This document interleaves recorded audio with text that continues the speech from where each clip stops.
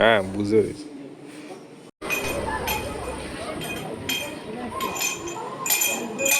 মোটামুটি আজকে রাত পোহালেই কালকে আগামীকালকে রথযাত্রা। তো রথযাত্রা মানে সবার প্রথমে যেটা কথা মনে পড়ে সেটা পুরী রথযাত্রা। কিন্তু বলে রাখি, পুরী রথযাত্রার পরে যদি কোনো রথযাত্রা থাকে সেটা হলো যে আমাদের হুগলি জেলার শ্রীরামপুরের মাহেশের রথযাত্রা। আর তারপর আরেকটা রথ মন্দির আছে, মানে জগন্নাথের মন্দির আছে, যেটা নিয়ে কিন্তু অনেক ইতিহাস রয়েছিল, চাকদহের জগন্নাথ মন্দির। আর সেটার ভিডিও আমি করা আছে, ডিসক্রিপশন লিঙ্ক দেওয়া আছে, তোমরা দেখে নিতে পারো। তো ওই জগন্নাথ মন্দির সব থেকে বড় একটা ইতিহাস হচ্ছে যে শোনা যায় যে স্বয়ং বিশ্বকর্মা ঠাকুর এসে নাকি সেইখানকার জগন্নাথকে তৈরি করেছিলেন। তো এটা সেখানকার ইতিহাস। তো এই তিনটেই কিন্তু আপাতত সব থেকে বড় রথের মানে রথযাত্রার উপলক্ষে আমরা সব থেকে বেশি ভালোভাবে চিনি। আর পাশাপাশি দীঘার জগন্নাথ মন্দির এখনও সেইভাবে চালু হয়নি, বলতে গেলে হয়েছে, বাট সেইভাবে এখনও লোকমুখে মানে সেইভাবে যে রথযাত্রার ব্যাপারটা সেটা কিন্তু এখনও আসেনি। বাট যেহেতু জগন্নাথ দেবের মন্দির, তো সেই হিসাবে একটা ভালো একটা ব্যাপার রয়েছে। তো বাট এইবার তোমাদেরকে আমি শেয়ার করবো যে আজকে এখানে দাঁড়িয়ে আছি আমি নবদ্বীপেই। তো নবদ্বীপেরও কিন্তু পুরনো অনেক রথযাত্রা আছে, হয়। আর বলে রাখি যে সব থেকে যেটা আমার পরিচিত সেটা হলো যে এখন যেখানে দাঁড়িয়েছে সেটা হলো নবদ্বীপ জন্মস্থান, নিমাই জন্মস্থান যেটাকে বলি, সেখান থেকে খানিকটা এগিয়ে গিয়ে হনুমান বাগানে। তো এই পেছনে রয়েছে, দেখাবো, জগন্নাথ দেবের বাড়ি। তো এইখানকার রথটা হচ্ছে সব থেকে বেশি পুরনো। মোটামুটি যারা যারা এইসব জায়গায় যেতে পারবে না তারা অবশ্যই এখানে একবার আসতে পারো। আরেকটা কথা যে এইখানে মোটামুটি নবদ্বীপের আশেপাশ থেকে শ্রীরামপুর হোক, পারুলিয়া হোক, সব জায়গা থেকে লোক আসে। আর লোক এসে কিন্তু এইখানটায় ভিড় করে শুধুমাত্র এই রথ দেখার জন্য। আর এই রথটা আজ সাজানো হবে। তো কীরকম কী ব্যাপার, কোথায় আসতে হবে, কী জায়গাটা, সব দেখিয়ে দেবো। তো চলো ঢোকা যাক আর দেখা যাক যে এখানকার রথ আপাতত করা প্রস্তুতি রয়েছে। আর এই হলো নবদ্বীপের ঐতিহ্যবাহী জগন্নাথ দেবের রথযাত্রা। আমি আস্তে আস্তে সব বলবো, আগেরও দেখিয়ে দিই।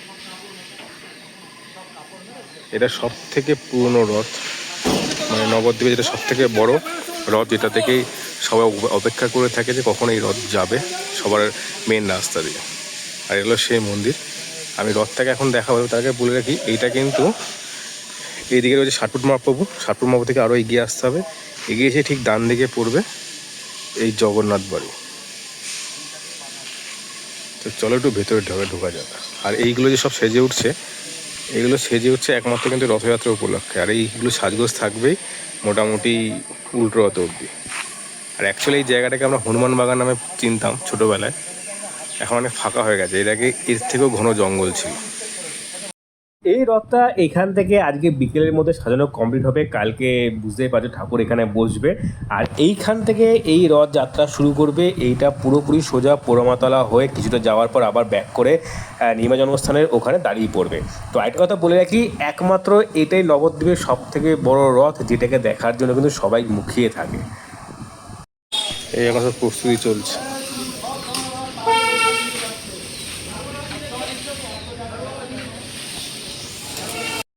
রথটাকে এখন এতজন মিলে টেনে বার করলো এইখান থেকে, এটাকে বাইরে বার করা হবে, তারপর শুরু হবে এই রথ সাজানো।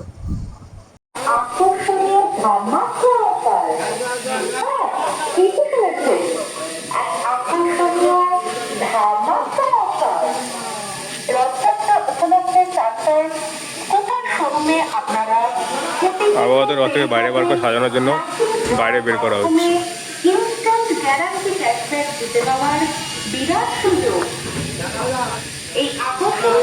তো এই ছিল আজকের রথযাত্রার মন্দির। তো এটা জগন্নাথ দেবের বাড়ি। এটা সত্যি কথা বলতে অনেক পুরনো।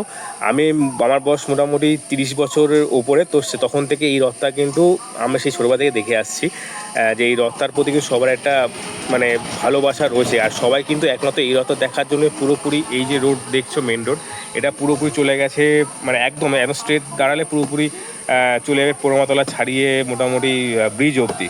তো মোটামুটি পোড়ামাতলা থেকে এই রথ দেখার জন্য পোড়ামাতলার ওখান থেকে পুরো রাস্তায় ভিড় থাকে। মোটামুটি বিকেল 4টে থেকে 8টা 7টা অবধি কেউ যেতে পারবে না, দুই পাশে পুরো ভিড় থাকে। আর চলো আরেকটা জায়গায় যাব, সেখানে দেখা যায় প্রস্তুতি কীরকম চলছে। এটা হলো ষাটপুর মহাপ্রভু মন্দির। আর এইখানেও কিন্তু রথযাত্রা হয়, এরাও রথ বার করে এনারাও। আর এই হলো সেই রথ।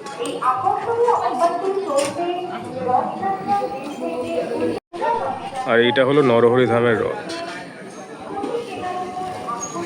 যার পাশে রয়েছে এখানে রয়েছে ষাটপুর মহাপ্রভু। শুধু যে এই সব মন্দিরে যে রথযাত্রা হয় আর কোনো মন্দিরে রথ বেরোয় না এরকম না, আরও অনেক মন্দির আছে যেখান থেকে রথ বেরোয়, সেগুলো সাজালে আরও বেশি সুন্দর লাগে। বলে রাখি আমার বাড়ির অপোজিটেও একটা আশ্রম আছে, সেখানেও কিন্তু একটা বড় রথ আসে। তো সেটা তোমাদেরকে আজকে দেখানো যাবে না, তো এটা আমি পরের দিন দেখানোর চেষ্টা করব।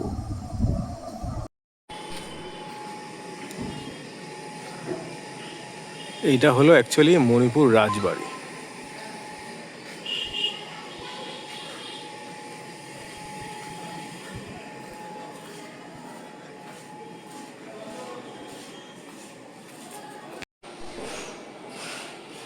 এইটা হলো মণিপুর রাজবাড়ি।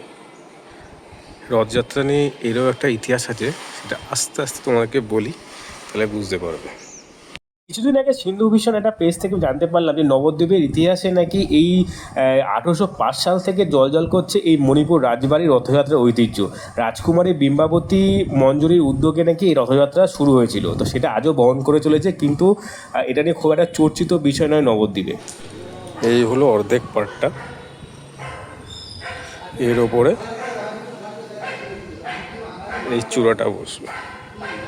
যেটা বলতে 1805 সাল থেকে যে এইখানে রথযাত্রা হয় সেটা সত্যি আমিও জানতাম না। আমি ওই সিন্ধু ভিশন পেজটা থেকে আমি কিছুদিন আগে জানতে পারি, তাই আমার এখানে আসা। আর সত্যি কথা বলতে মন্দিরটায় আমি আগে এসেছি, এর আগেও এসেছি, ঝুলনযাত্রার জন্য এসেছি, কিছু ভিডিও করতে এসেছি, শুটিং করতে এসেছিলাম।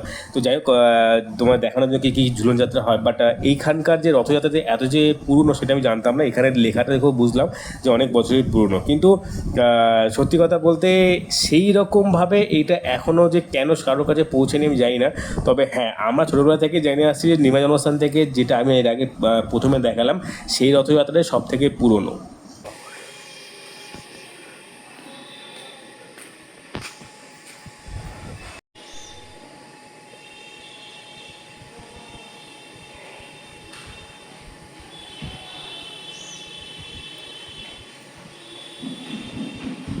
আর এই ছিল নবদ্বীপ রথযাত্রার ছোট্ট অজানা তথ্য বা জানা তথ্য। যদি আসো অবশ্যই কিন্তু এসো, আনন্দ করবে। তো যা বুঝলাম যে মোটামুটি নবদ্বীপ রথযাত্রা নিয়ে সবথেকে বেশি মজা হয় আমাদের নিমা জন্মস্থান থেকে যে রথটা বের সেই রথটা নিয়ে। তো অবশ্যই তোমরা যদি আসো বিকেলের মধ্যে নিমা জন্মস্থান যেতে ভুলবে না। তো আজকে এই পর্যন্ত, দেখে পরে ভিডিওতে, টাটা, বাই বাই।